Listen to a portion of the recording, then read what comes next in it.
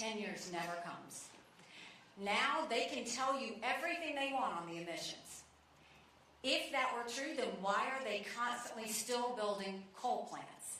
Because they're doing that right now as we speak. If we truly care about the environment, the way you deal with that is you require China and India to step up and start reducing their emissions and prove it. Prove it. Because China will say a lot, but every time they speak, they lie. And they've never fallen through on anything. And you look at what America does. Our American businesses don't need to be mandated to be green. When I was governor, companies came into our state, they automatically wanted to be as green as possible because they're good stewards of the environment. You look now, Boeing just flew a plane where the emissions are way down. They're doing it off of cooking oil. I don't even know how you do that, but they're doing it. But the point is, these companies are constantly looking for ways to do it. So the way that we will hold China and India accountable is you don't go and get into a pact in the UN, which is a farce every time. Instead, you go and you get with these other countries and you tell them, you have to prove to us not what you're going to do, but you have to actually prove it in actions. We have to see it before we believe it. And there has to be a price that they pay for doing this. That's the way you deal with it. You don't go and put weight on America. You put weight on these guys that refuse to do anything about it. That's how we'll deal with it.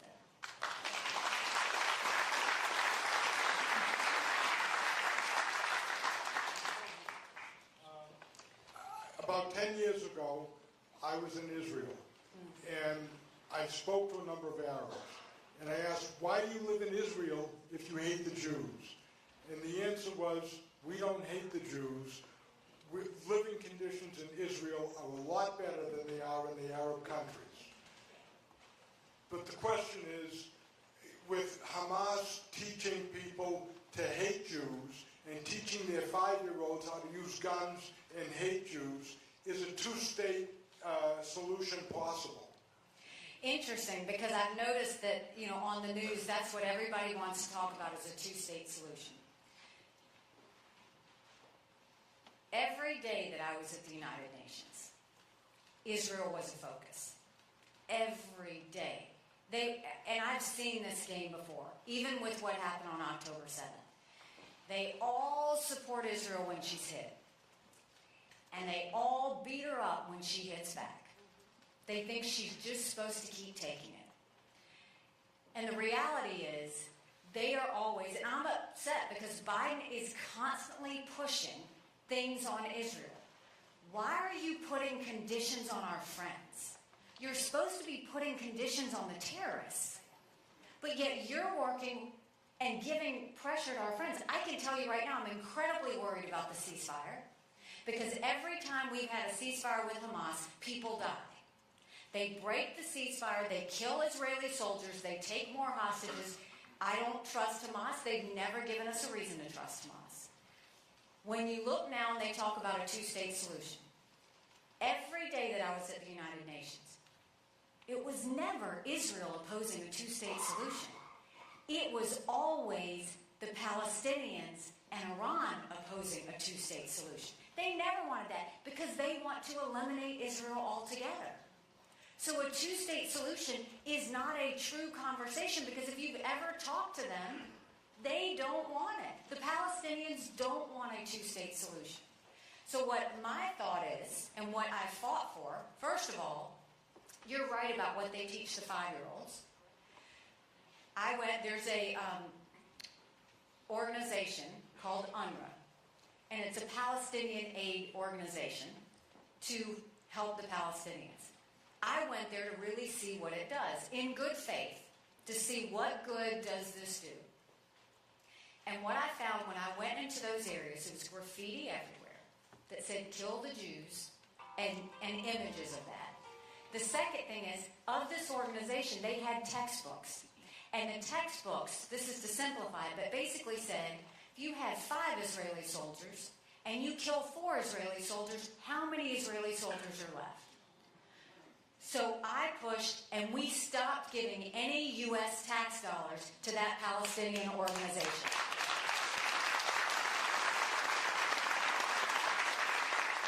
had to fight the State Department bureaucracy to do that. What I think Israel should do, and what I think America should do, we should support whatever Israel thinks will keep them safe.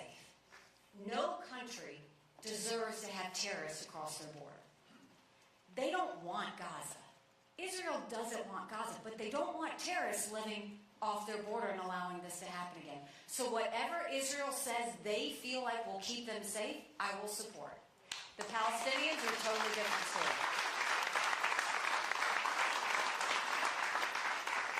Yes, ma'am. So, ever since the early 1800s, Americans have had a strong economic identity at home and in the global marketplace. But in the past few decades, this has kind of changed.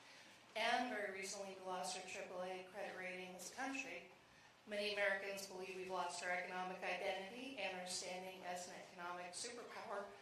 I'm wondering how your administration will restore our faith and standing as a top economic player in the global marketplace. The key is the strong dollar is a national security issue. I mean, right now, what makes us a strong power is that we have a strong dollar. So the reason when I said we've got to stop the spending, stop the borrowing, eliminate the earmarks, is because if we get to the point where our interest debt is more than the defense budget, who's going to fear us? No one's going to fear us.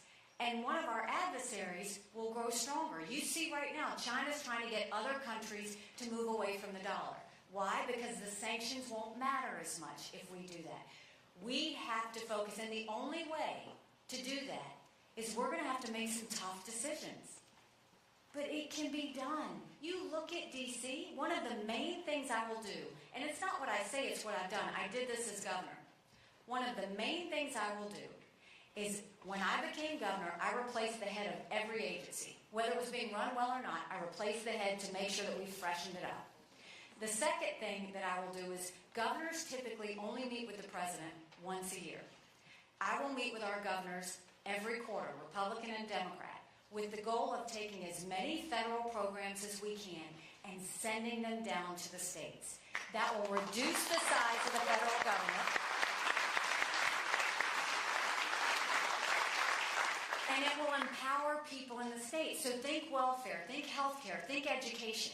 If we turn around and gave that to the states, you're cutting out all that bureaucracy of the federal government.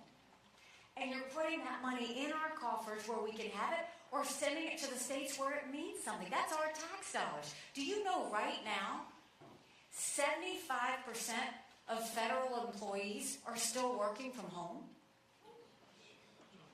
In D.C., do you know 70% of office space at our agencies is sitting empty? That's our taxpayer dollars. Why are we paying for that? These are things, there's so much you can do. The rest of the things I did with our agencies is once I replaced the head, I sent people into every agency to clean it up. Pull down old regs, pull down bureaucracy, get them mission focused again, get rid of problem children. And then I started giving them 90-day benchmarks they had to hit, which zoned in on their mission.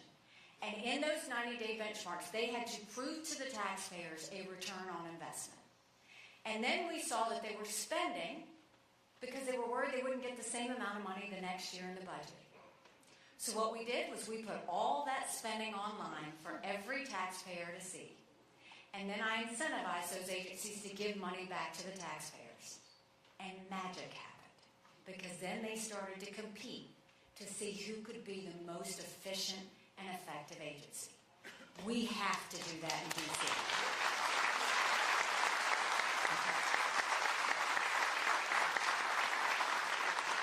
Yes, sir.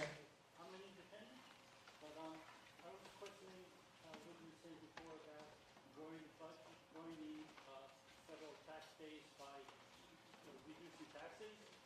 But The fact is that the deficit is growing faster than the economy can grow. Even if you have a 5% growth, that's like what we haven't had for years, really, on a sustained basis.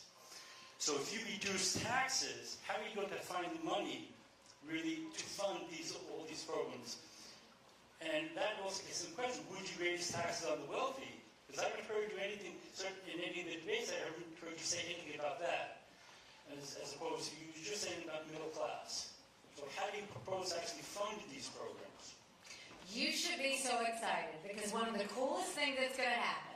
is when you send an accountant to D.C.,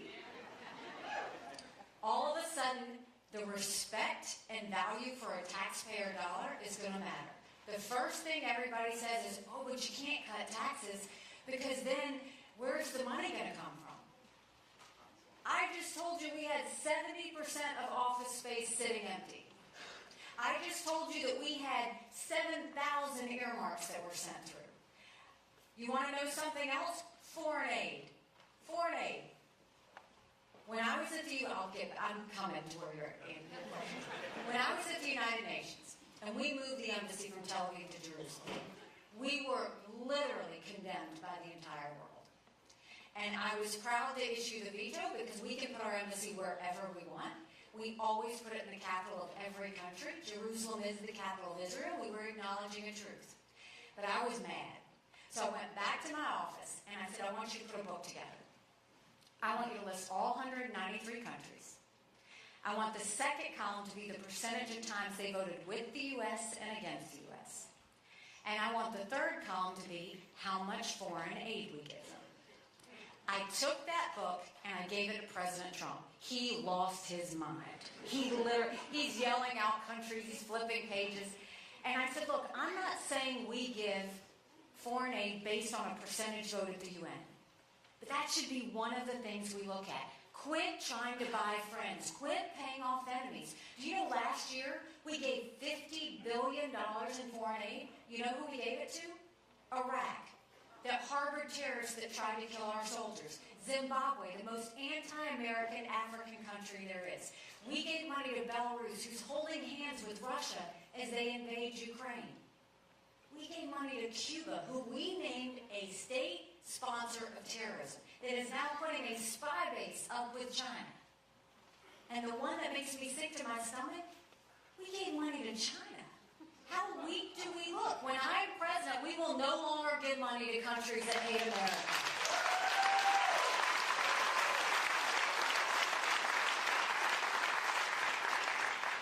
When you deal with your agencies first, and you pull down a lot of that red tape and bureaucracy, when you send programs down to the states and you literally reduce the size of the federal government, when you stop with all of these other things that I've given you numbers of examples, and then you build your economy, that's what it takes to get things going.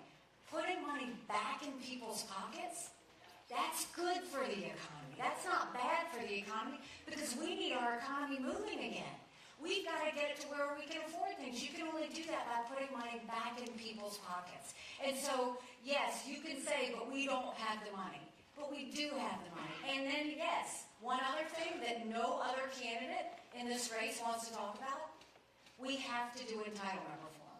We have to do it. And the reason that we have to do it is for the other candidates who've all said they're not going to do it.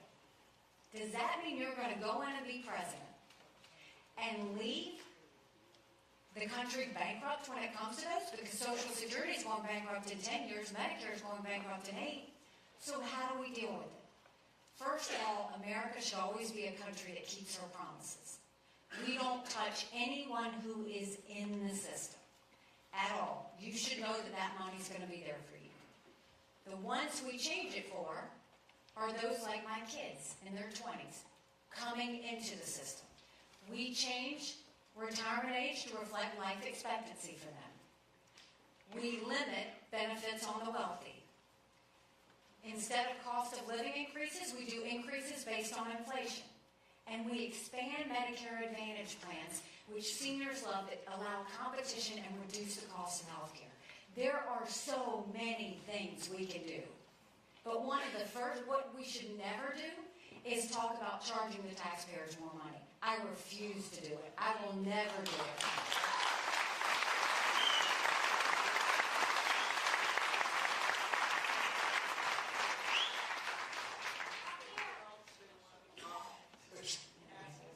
Could you elaborate on your plan for health care for all of us, for all Americans? You spoke about veterans and all, and we certainly need the best of care. We all need the best of care. Please speak on your health care. Absolutely. Do you know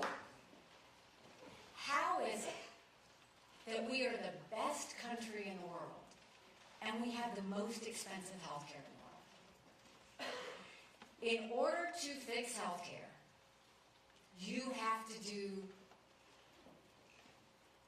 I always say you have to break it, but that sounds harsh. I know that sounds harsh, but it's true. We have to open up healthcare. And the way you do that is you have to make it all transparent. From the insurance companies to the hospitals, to the doctor's offices, to the pharmaceuticals, to the PBMs, everything in between. They all have to show us their warts. They don't get to hide anything anymore.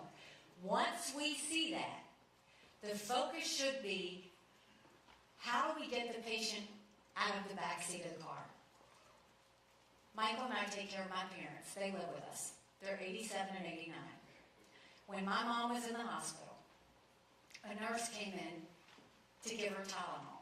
And my mom said, I don't need it, I'm fine. And she said, honey, you might as well take it. You're going to pay for it anyway. When we got the bill from the hospital, no one talked to us about that bill.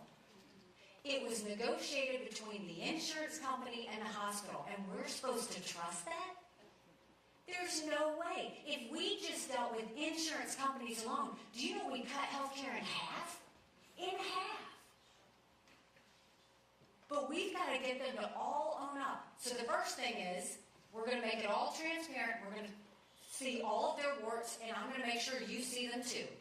And then we're going to take it on. The second thing is, doctors don't give you those 10 tests because they want to. They give it to you for the 90% chance they'll get sued if they don't. We have to have tort reform in this country so that that's no longer an issue.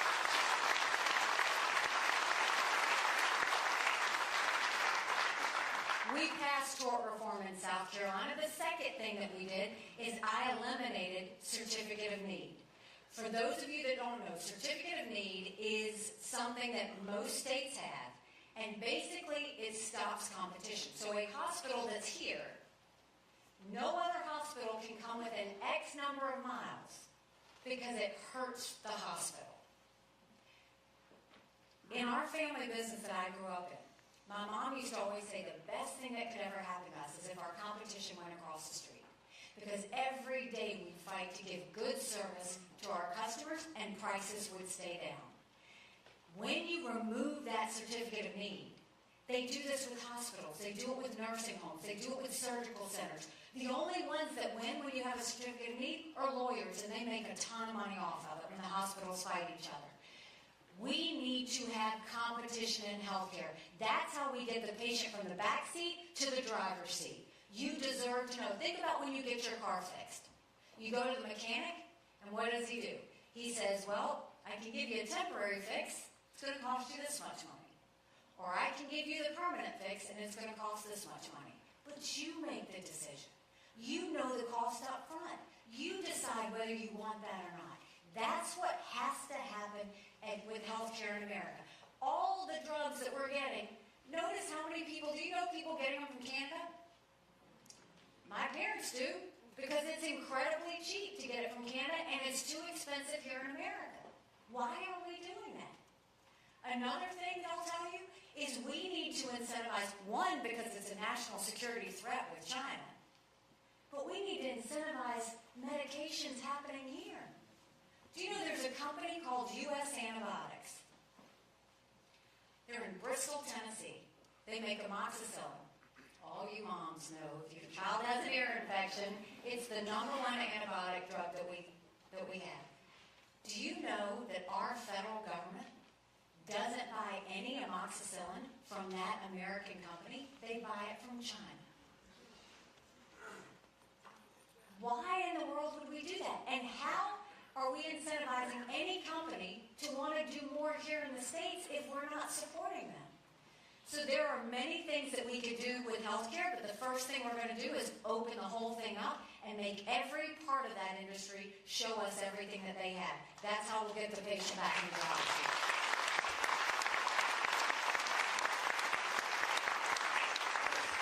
As a public servant who believes in public service and believes that people who get elected to office are there to serve the people, not the other way around. And this, in today's world, is unique, unfortunately. And I know that she will unify this country, because that's what we need. We are Americans bonded by values and principles that transcend political boundaries, that transcend political parties, that transcend anything. But we have forgotten that. And she will not only remind us, but has a plan to make it happen. She knows what the problems are, but more importantly, she knows what the solutions are. Why? Because she lived them. She lived them growing up. She lived them as a business person in South Carolina. She went to school to be an accountant. Don't you think we need an accountant in Washington, D.C.? I believe we do.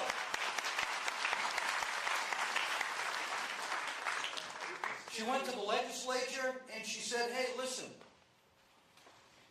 we got to be accountable to the people. And she paid a price for that. And then she became governor and she made that happen. And then she went to the UN and took the kick me sign off of America. And people respected us. She believes in strong government. She believes in fair politics, where politicians serve the people, strong education, a strong justice system that is fair for all, not just for some, and a strong military, not to start war, but to prevent war. I know Nikki Haley, both the political side, her beliefs, but more importantly, her as a person. And she will bring the respect, the dignity into the White House that we need. She will bring us together. Doesn't matter what age group, doesn't matter what race, creed, religion. She will bring us together, and we will be a stronger nation moving forward. So, without any further ado, I present to you the next President of the United States, Nikki Haley.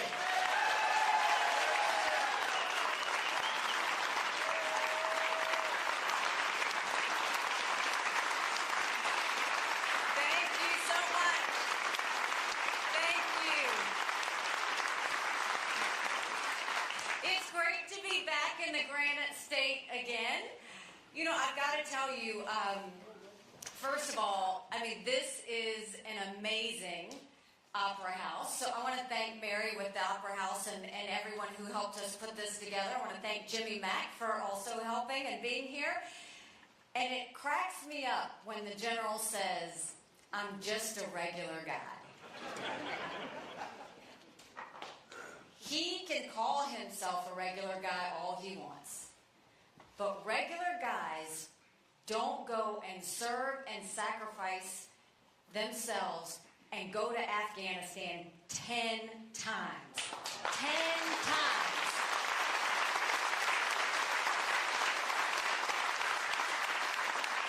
Not just a regular guy retires out of the military and says, oh, I'm going to be a law enforcement officer, and is now continuing to serve the Granite State. And so, General, you're a friend, you're a hero, you're a patriot, and I am blessed to know you. Thank you. We stand on your shoulders for this. So how many of you are here to hear me for the first time?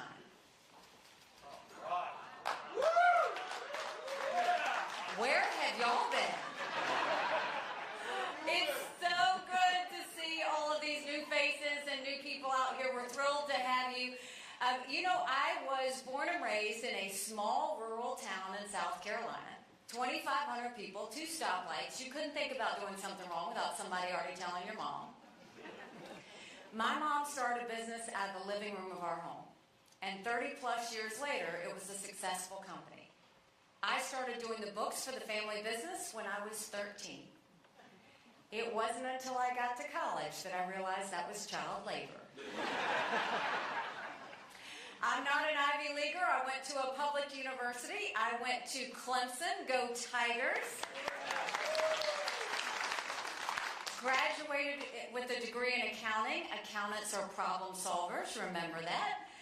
I went on and worked in the corporate world, and then I came back home to the family business. And one day I happened to be telling my mom how hard it was to make $1 and how easy it was for government to take it. And my mom said, quit complaining about it, do something about it. I truly did not know you weren't supposed to run against a 30-year incumbent in a primary. I didn't. Ignorance is bliss. I had never been involved in politics, and once I realized he was related to half the district, the only option was to win. So I went around the district and I said, we have way too many lawyers at the State House. I think we just need a really good accountant. And the people took a chance on me and we won. And when I got to the State House, my focus really was on small businesses, because small businesses are the heartbeat of our economy, and I wanted to fight for them. And so I really got involved and started focusing on that. And after 3 or 4 years, in South Carolina, everything was voted on by a voice vote. All in favor, say aye. All opposed, nay. The ayes have it. But one day they put through legislation that would give legislators a pay raise.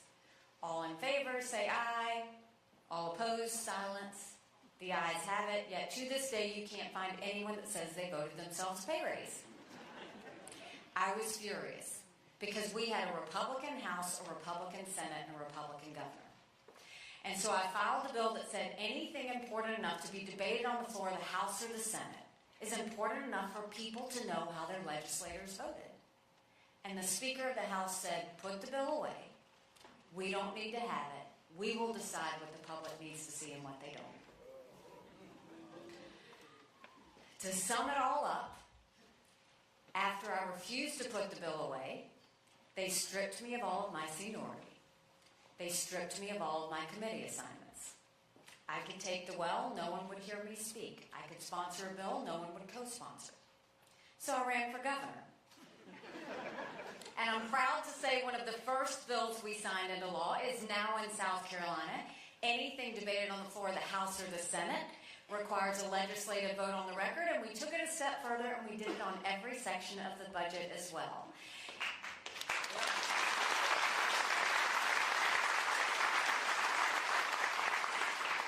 And I love music. I hope you enjoyed my playlist that I was playing earlier. I love music, so on the day of the bill signing, I blasted throughout the State House, Pat Benatar's Hit Me With Your Best Shot. When I became governor, South Carolina was hurting. We had 11% unemployment. We had thousands of people on welfare, and South Carolina was the butt of the jokes. And we got to work. And by the time I left, we were building planes with Boeing. We were building more BMWs than any place in the world. We brought in Mercedes-Benz. We brought in Volvo, 5 international tire companies. They were referring to South Carolina as the beast of the Southeast, which I still love. We moved that 11% unemployment down to 4%. We announced jobs in every county in the state, and we acknowledged the truth. We said if you have to show picture ID to buy Sudafed, you've got to show picture ID to get on a plane, you should have to show picture ID to protect the integrity of the election process. We passed voter ID in South Carolina.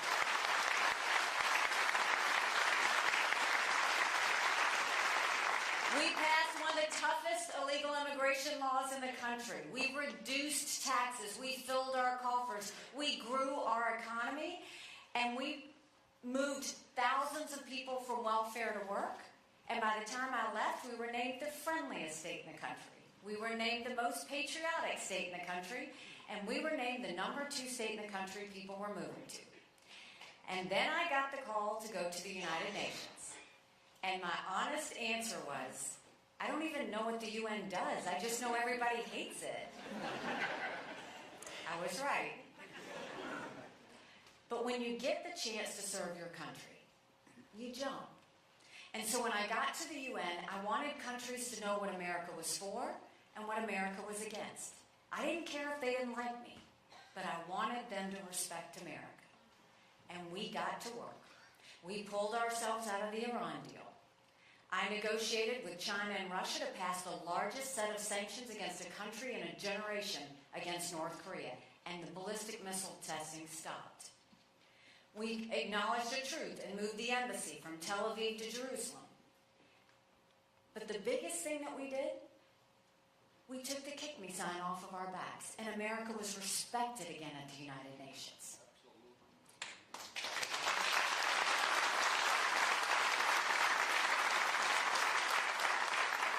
Now I'm running for president, tell you how bad things are. You don't have to turn on the news to see it. You feel it when you go to the grocery store. Groceries and our electricity is up 25% since pre-COVID. You feel it when you go fill up your car with gas. We feel it in our mortgage payments, in our rent. Everything is more expensive on the things that we have to have. And I would love to be able to tell you that Biden did that to us. But I have always spoken hard truths, and I'm going to do that with you tonight. As much as Biden sent us down this roller coaster of socialism, which is dangerous and we have to stop, our Republicans did that to us too. You look at that $2.2 trillion COVID stimulus bill that they passed with no accountability, that expanded welfare, that has now left us with 100 million Americans on Medicaid, 42 million Americans on food stamps. That's a third of our country. And did Republicans try and make it right? No. They opened up pet projects and earmarks for the first time in 10 years, pushing through 7,000 of them last December. Want to know how they spent your money? $30 million on an honors college in Vermont. $10 million to tear down a hotel in Alaska. $7.5 million on a courthouse in Colorado. And the list goes on. In the 2024 appropriations budget, Republicans put in $7.4 billion worth of pet projects and earmarks. Democrats put in $2.8 billion. Now you tell me who the big spenders are. All while 1 in 6 American families can't afford their utility bill. 60% of Americans are living paycheck to paycheck. 50% of American families can't afford diapers. Social Security will go bankrupt in 10 years. Medicare will go bankrupt in 8. Then you look at our education system, and everybody wants to blame COVID for education. We had problems with education before COVID. Do you know right now in America, only 29% of 8th graders in our country are proficient in reading? 29%. Only 26% of American kids, 8th graders, are proficient in math. If we don't do something quick, we're going to be in a world of hurt 10 years from now. Then you go and you look at the border. I have truly run out of things to say about how irresponsible it is at the border. It is a total dereliction of duty. And why nothing has been done up until now is beyond careless. Because America is acting like it's September 10th. And we better remember what September 12th felt like. It only takes one. And I've been to the border. And I didn't pull a Kamala, go and come back. I went 400 miles down that border. You're not ready for what I saw. Mounds of clothes, mounds of shoes, paraphernalia, rape areas that the women and girls had to go through. When you get up in the morning, you get your coffee, and you watch the news. When these ranchers get up in the morning, they get their coffee and they go see if anyone died crossing the fence.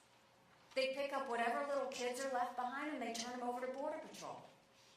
I met with multiple sheriffs. They said before 7 a.m. they round up whatever illegal immigrants they can find. They turn them over to Border Patrol. Border Patrol documents them and releases them until their court date years from now. And when I asked Border Patrol about their jobs, they said, you want to know what we do? We're glorified babysitters. They don't let us do our job. 7 million illegal immigrants have crossed that southern border. You feel it because over 200,000 have crossed the northern border. We've had enough fentanyl cross the border that would kill every single American last year. Number 1 cause of death for adults 18 to 45, fentanyl. And don't think for a second China doesn't know what they're doing when they send it over. And then my parents always told us, you take care of those who take care of you. This one's personal. I'm going to ask you if we've taken care of those who take care of us. Did you know right now in America, 33,000 of our veterans are homeless?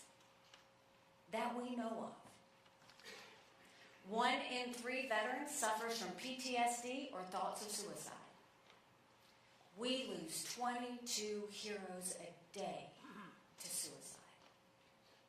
If a veteran needs a doctor's appointment, on average, takes them 29 days. Why 29 days? Because on the 30th day, they can go to the doctor or hospital of their choice. So midway through the 29 days, they get a call to reschedule. And the clock starts all over again. It is shameful how we treat our veterans. That's a lot of bad, right? It's hard to find anything good. And any one of those things could have been done by Congress, right? Certainly could have been done by Joe Biden. But what has Congress done for you lately? Nothing.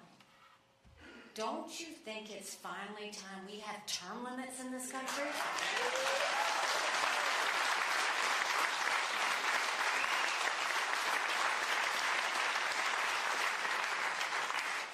I think we need to have mental competency tests for anyone over the age of 75.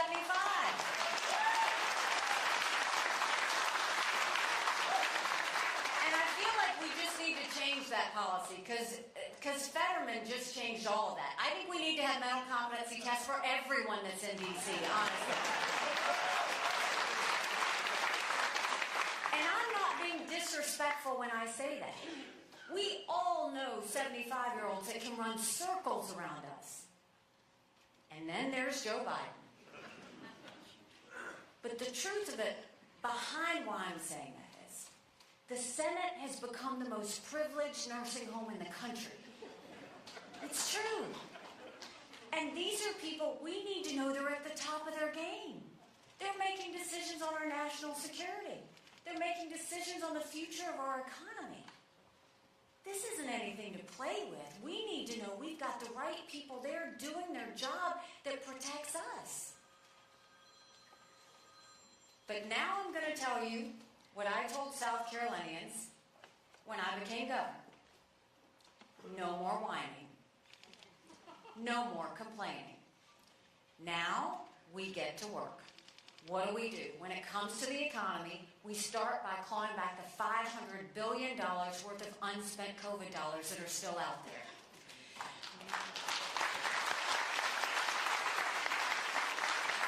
Instead of the 87,000 IRS agents going after middle America, let's go after the hundreds of billions of dollars of COVID fraud, 1 out of every $7. If 8% of our budget is interest, quit borrowing. Cut up the credit cards. You have to balance a budget every day. I had to balance a budget as governor. Why is Congress the only group that refuses to balance a budget? We will stop the spending, we'll stop the borrowing, we'll eliminate the earmarks, and I will veto any spending bill that doesn't take us back to pre-COVID levels. That will save us trillions.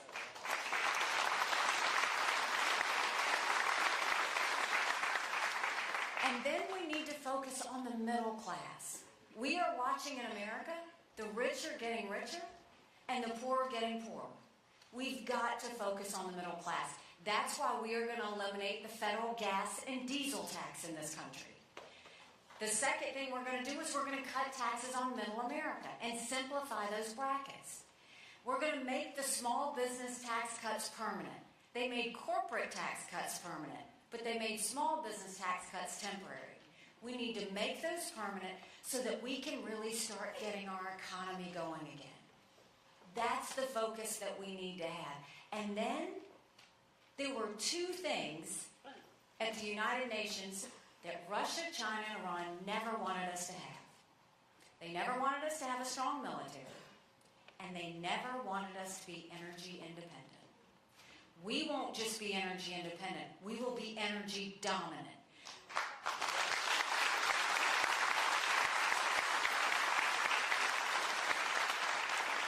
Right now, the EPA cares more about sagebrush lizards than they do about whether we can afford our electricity bill. We need to make sure that we are speeding up the pipeline process. We need to get the bureaucracy and the regs out of the way. We need to be exporting as much liquefied natural gas as we can and make it an economic boom. That will build the coffers in our economy as well. And when we do that, that's when we'll start to be economically smart. And that's the key. We have to be smart. Right now, with the way we're going, we're going to be paying more in interest payments in a couple of years than our defense budget. And when that happens, you weaken the dollar and you also stop being a superpower. We can't let that happen. When it comes to education in South Carolina, we knew if a child couldn't read by 3rd grade, they were 4 times less likely to graduate high school. So we started holding our kids back. We brought in their parents. We did reading remediation programs, and we set them up for success. We have got to quit pushing these kids ahead if they can't read. We need to do that all over the country and make sure our kids can read by the 3rd grade.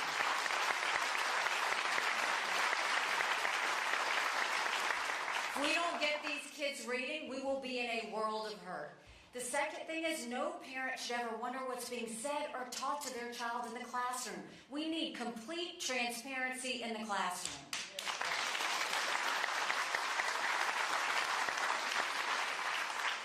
As parents, we have one job, and that's to make sure we get our kids right. And that is why every parent should be able to choose which school their child goes to. You know best what they need. Every child deserves a good education, regardless of where they're born and raised. We have to stop educating kids based on a zip code. And then, let's build things in America again. Let's put vocational classes back into our high schools.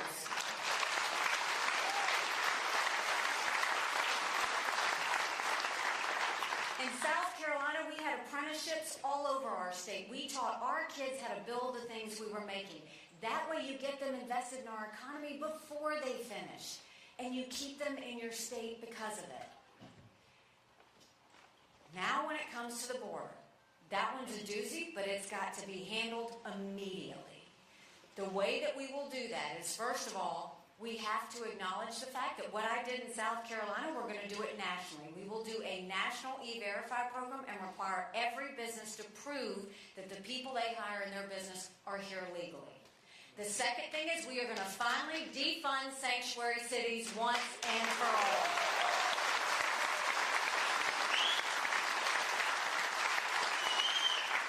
It will solve a whole lot more problems than just being a safe haven for illegal immigrants. It will take care of stolen guns, drugs, you name it. We've got to get that and bring law and order back to our cities. And then let's make sure we'll put 25,000 Border Patrol and ICE agents on the ground and let them do their job.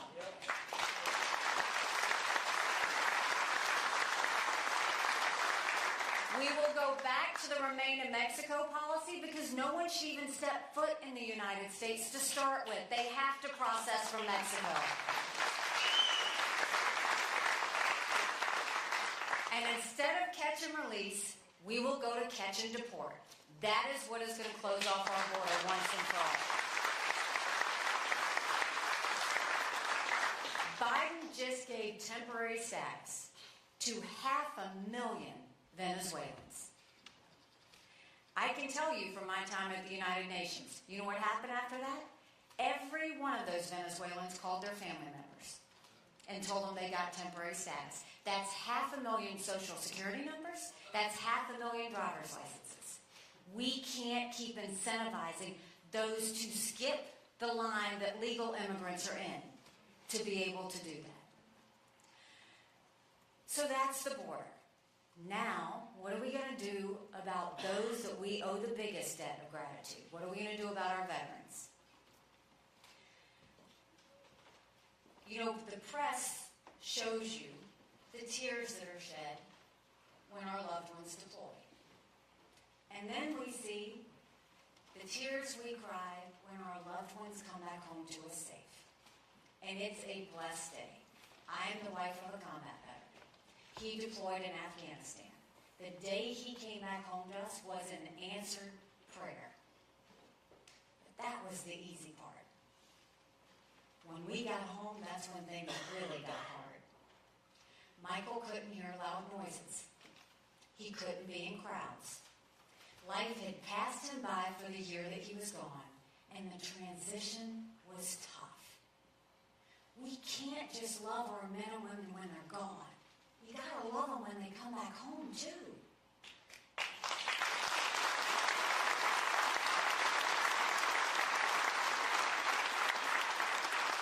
That means we have to do better in the transition. We've got to make sure that we have telehealth, have the mental health care they need right when they need it. Let's make sure they can go to the doctor or hospital of their choice. They've earned that right. And the one way I think we'll take care of veterans' health care is I think every member of Congress should have to get their health care from the VA. And you watch how fast it gets done.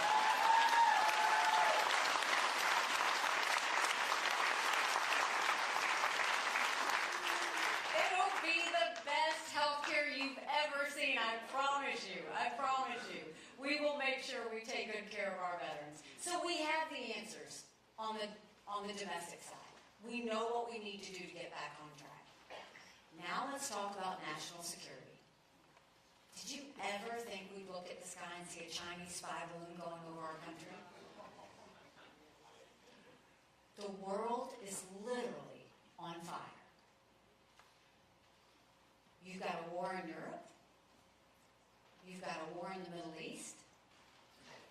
You've got North Korea testing ballistic missiles. You've got China on the march. But make no mistake, none of that would have happened had we not had that debacle in Afghanistan. The idea that my husband and his military brothers and sisters who served there had to watch us leave Bagram Air Force Base in the middle of the night without telling our allies who stood shoulder to shoulder with us for decades because we asked them to be there.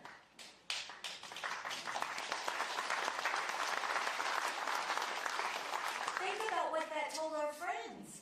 More importantly, think about what that said to our enemies. America has to get this right.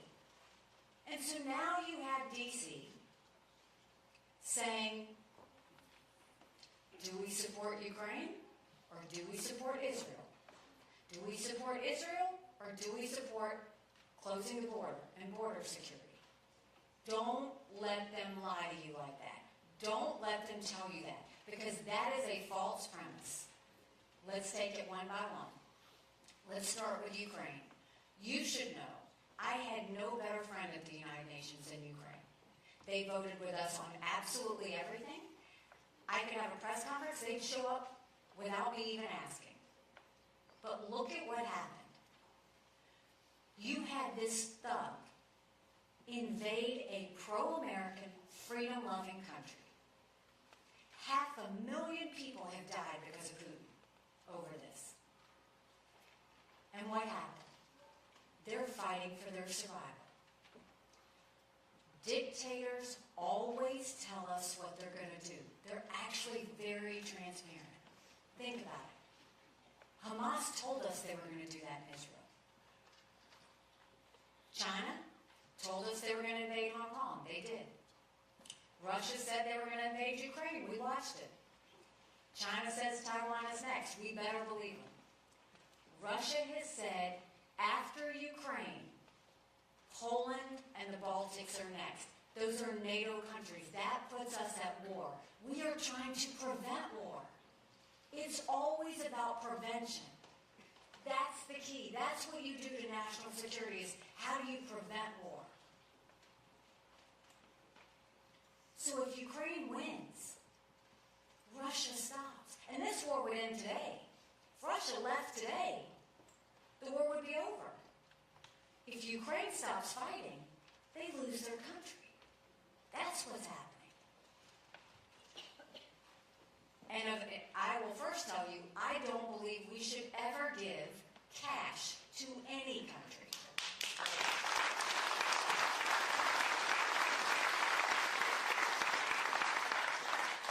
I don't think we need to put troops on the ground in Ukraine. They're too proud anyway. They don't want any military help on that. But we need to give them the equipment and the ammunition to win. If Biden had done this in the beginning, first of all, if he had done prevention in the beginning, we would have had a war. But if Biden had given them the equipment and ammunition they asked for in the beginning, this war would be over.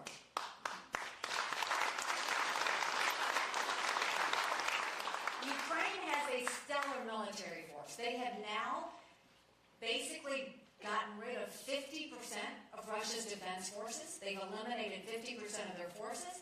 The draft age, Russia's now in a draft. The draft age now has been raised to 65 in Russia. We know they've hit rock bottom because they're getting drones from Iran and missiles from North Korea. If we support Ukraine with equipment and ammunition, that is only 3% of our defense budget. 3%. 3.5% to be exact. The Europeans are giving more money than we are, and they should. It's their neighborhood. Now let's go to what happened on October 7th. I'm truly haunted by what happened on October 7th. And the reason that I am is because I gave a speech to the entire world at the United Nations 5 years ago. And in that speech, I said, we know there are maps. And these maps are held by Hamas. And it says, if they can get through that barrier, this is how they kill as many Jews as fast as they can before people show up. And it happened. There are a few times in history where we need to make sure that America has moral clarity. There's never been a time more important than this. An American president has to know the difference between good and evil. Has to know the difference between right and wrong. We should be doing 3 things with Israel. 1, give them whatever they need, whenever they need it, no questions asked. They are a bright spot in the tough neighborhood. Secondly, eliminate Hamas. Finish them.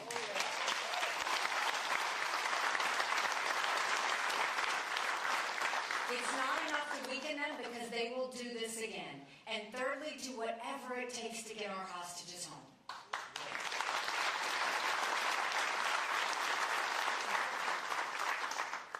Other candidates will tell you this is Israel's war. This is personal. 33 Americans were butchered on October 7th. There are American hostages right now. This is personal to us. We have to get that right. So when it comes to Israel, remember, they're the tip of the spear when it comes to fighting terrorism. Because when they beheaded those people, beheaded those Israelis, burned those babies alive, and raped those girls in that concert, they took their naked bodies and dragged them through the streets of Gaza, and what did they say? Death to Israel, death to America. It's never been that Israel needs America. It's always been that America needs Israel. Because they're the tip of the spear when it comes to defeating terrorism. And they're a bright spot in a tough neighborhood. Now for us, bless you, for us to go and support Ukraine and Israel with the equipment and ammunition they're requesting, that's 5% of our defense budget. That's it. 5% of our defense budget. When they say, but what about those in the border? We should absolutely secure the border immediately. That's American national security. So if we were to do Israel, Ukraine, and securing the border, that's less than 20% of Biden's green subsidies that he passed. So don't tell me it's not about money. It's about priorities. And there is nothing more important than keeping Americans safe and American national security.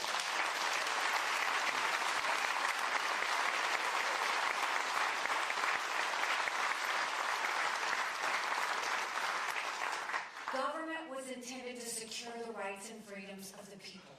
It was never meant to be all things to all people. That's priority number 1. We have to make sure that we do that and we do it well. let's talk about the biggest national security threat we face, China. China has been planning war with us for years, and that's not me exaggerating. They're already here. They've infiltrated. Look at what's happened. They bought 400,000 acres of U.S. soil, most recently near Grand Forks Air Force Base, where our most sensitive drone technology is. They spent millions of dollars into our universities, stealing our research, spreading Chinese propaganda. You look at, we've had more Americans die of fentanyl than the Iraq, Afghanistan, and Vietnam wars combined. We lost 75,000 Americans to fentanyl last year. There are certain technologies that we never want China to get because it strengthens their military and it threatens America. Yet the Biden administration approved 70% of those requests last year. And then when it comes to, well, you know, we all freaked out about the Chinese spy balloon, right? What about the fact that 90% of our law enforcement drones in this country are Chinese? So think of all of the many surveillance that's happening as we speak. And China has built up their military at a scary pace. They now have 500 nuclear warheads. That's 100 more than they had last year. They have the largest naval fleet in the world. They have 370 ships. They'll have 400 ships in 2 years. We won't even have 350 ships in 2 decades. They're doing artificial intelligence. They're doing space. They're doing cyber. They've developed hypersonic missiles. We've barely gotten started. And now China's the leading developer of neurostrike weapons. Weapons engineered to change the brain activity of military commanders and segments of the population. That's who we're dealing with. So when Biden and Yellen want to tell you that China's a competitor, every day I dealt with China at the United Nations. They never saw us as a competitor. They always saw us as an enemy. We've got to look at them the way they see us and be smart. So how do we deal with China? The first thing you do is you stop selling any U.S. soil to them, and we take back the land they've already purchased.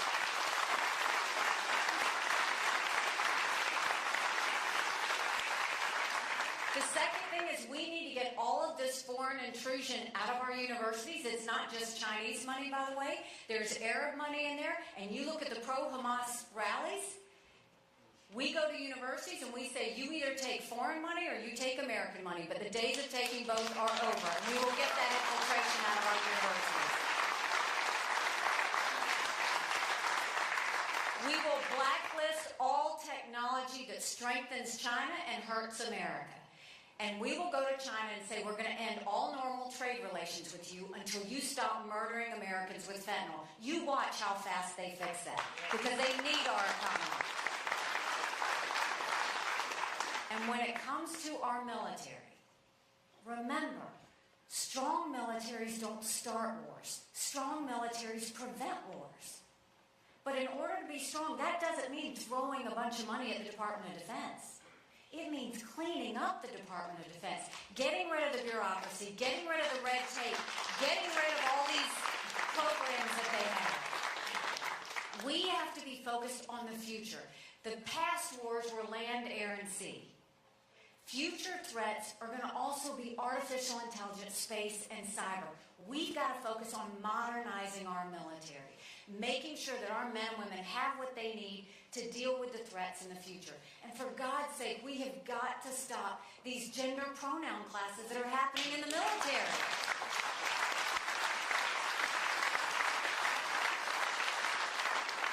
It's demoralizing to our men and women. They have a job to do. They don't need all this extra stuff. So we know what we need to do to get our country back on track. We know what we need to do, bless you, to make sure that we keep our country safe. But the one thing we need to deal with first, we have to end this national self-loathing that has taken over our country. The idea that they say America's bad or rotten or racist. I was elected the first female minority governor in history. America's not racist, we're blessed.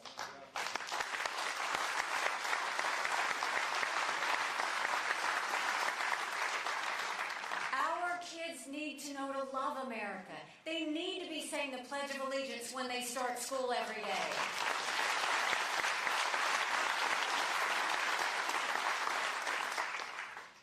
You know, 5 months ago, I dropped my husband Michael off at 4 a.m. for another year-long deployment. And I watched him and 230 soldiers pick up their 2 duffel bags of belongings to go to a country they'd never been, all in the name of protecting America. They're willing to sacrifice their lives and their families because they still believe in this amazing experiment that is America. So if they're willing to sacrifice for us there, shouldn't we be willing to fight for America here? Because we have a country to save.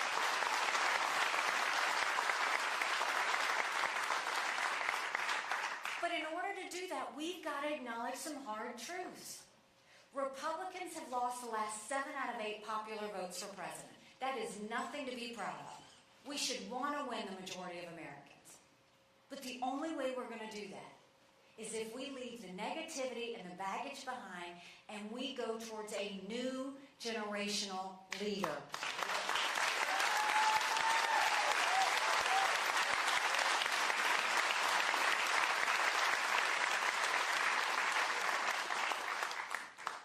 Another hard truth.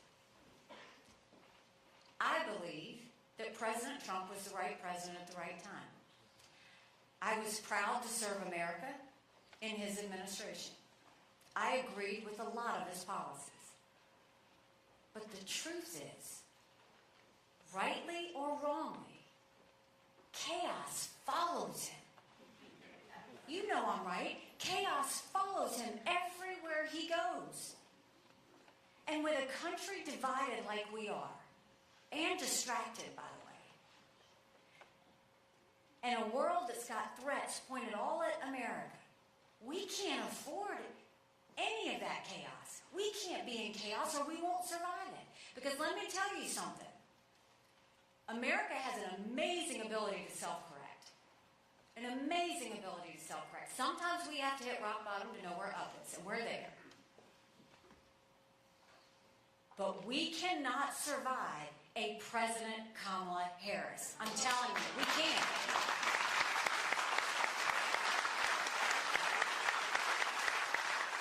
A vote for Joe Biden is a vote for Kamala Harris.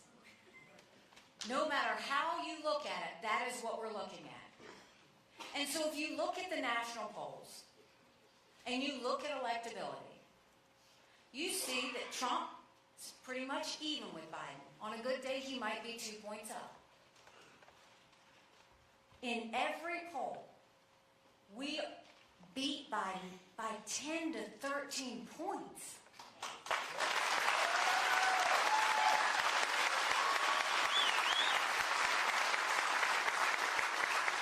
So this isn't just about the presidency. This is about governorships up and down. This is about House seats. This is about Senate seats. This is about truly righting the ship to get us back to where we need to be. We can do this. I know we can. But in order to do it, it's going to take a lot of courage. Courage for me to run, and courage for every one of you to know. Don't complain about what happens in a general election if you don't play in this primary. It matters.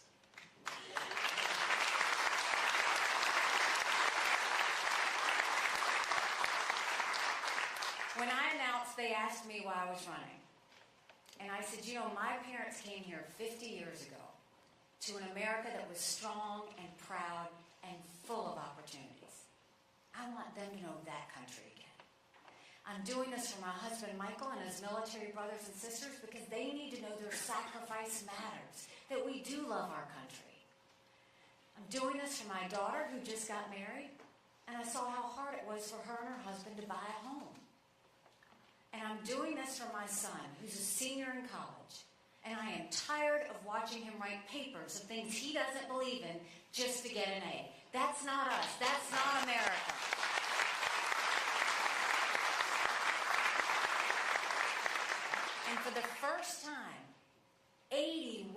of Americans don't think their kids are going to live as good of a life as we have.